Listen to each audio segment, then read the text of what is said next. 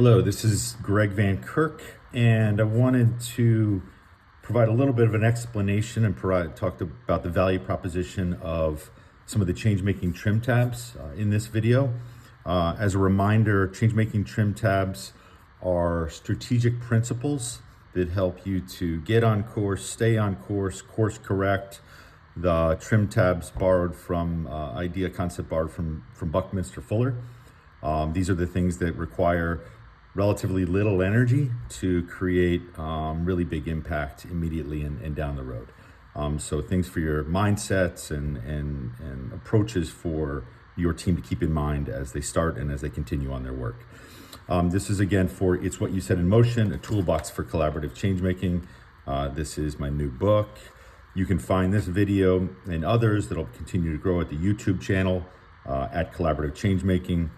And a little plug, if you have not gotten the book, you can buy your toolbox, your book, at collaborativechangemaking.com, or of course at Amazon and other websites. So the first trim tabs fall under the hashtag asset mindset.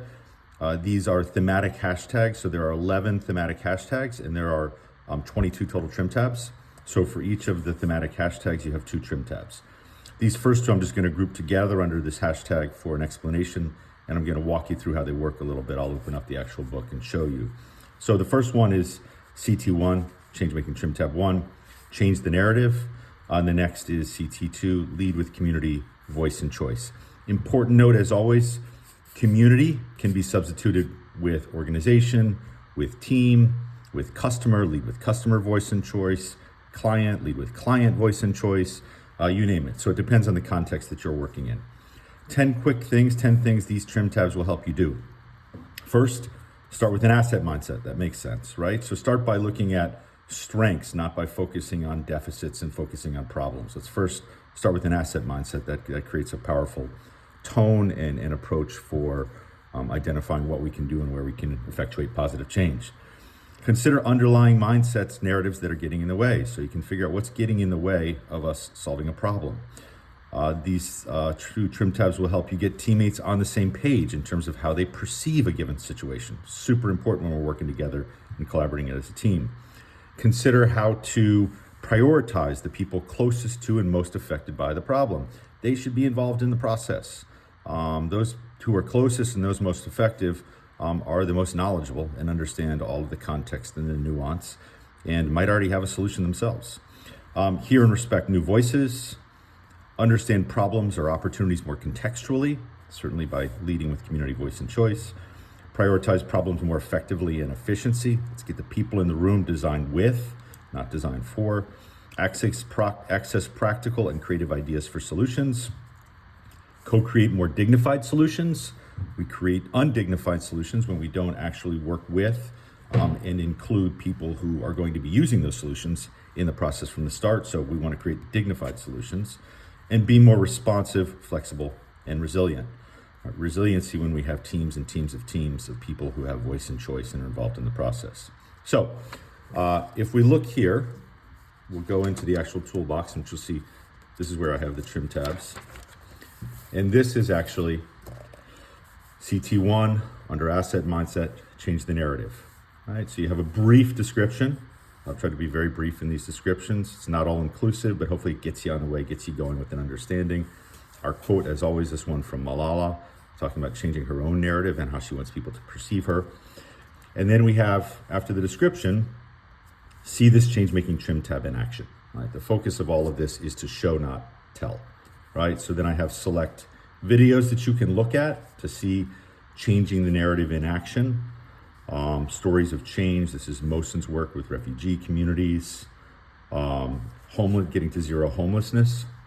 This is homeless solutions and how they change the narrative about homelessness from that of a housing supply problem to that of a public health challenge, and how that's helped to create positive impact. Solutions journalism, focusing not on negative narratives, but actually publishing the whole story, publishing solutions. So a change in the narrative there. You've got regenerative farming, changing the narrative from working against nature with pesticides and such and working with nature. So you'll see these are just examples. So I've chosen some of these examples from the videos. One I'm going to show you here is changing narratives about black men, just so you can see this. This is Travian Shorter's work with Be Me Community. So this is an organization is working to change the incorrect narrative about Black men. So if you go then, you'll see that back here. I'll show you that example. So what you would do is you would go to page 369 if you want to watch the video, have your team, have your students watch the video about that. And then here you have it, V56, changing the narrative about Black men.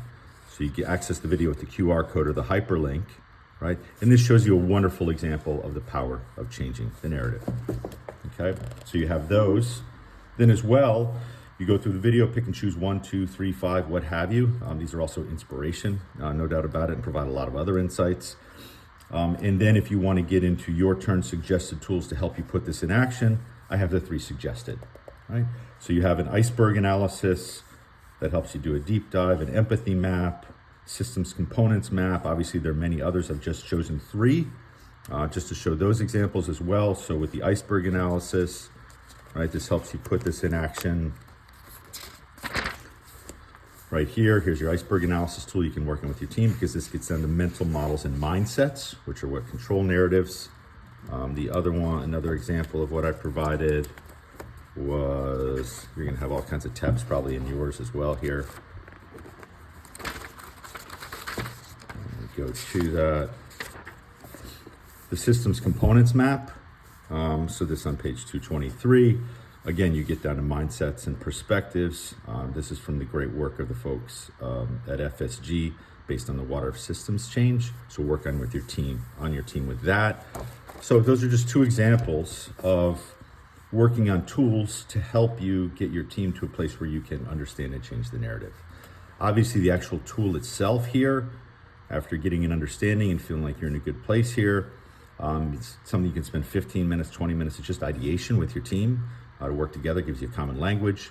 So here you're working on the current context. What's the context? What are we talking about? The current narratives, right? What are the narratives now? What's the problem with these narratives?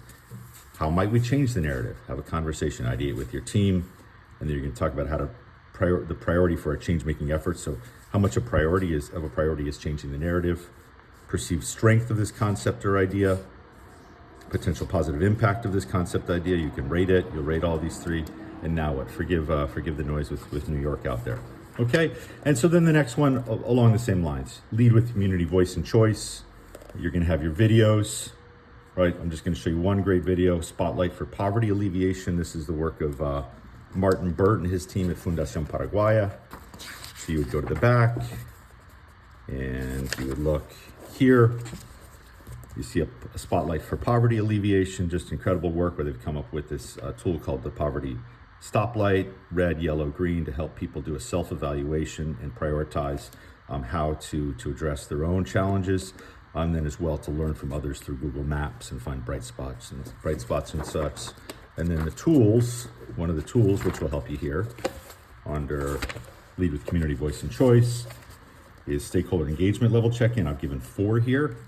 All right, again, this is where you're going to ideate. But so here's an example of how you put lead community voice and choice into action.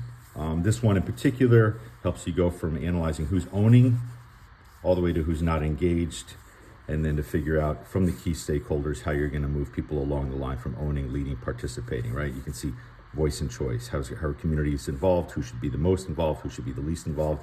And how do we make sure that we're calibrating that correctly? So I'll pause there, but hopefully that's helpful.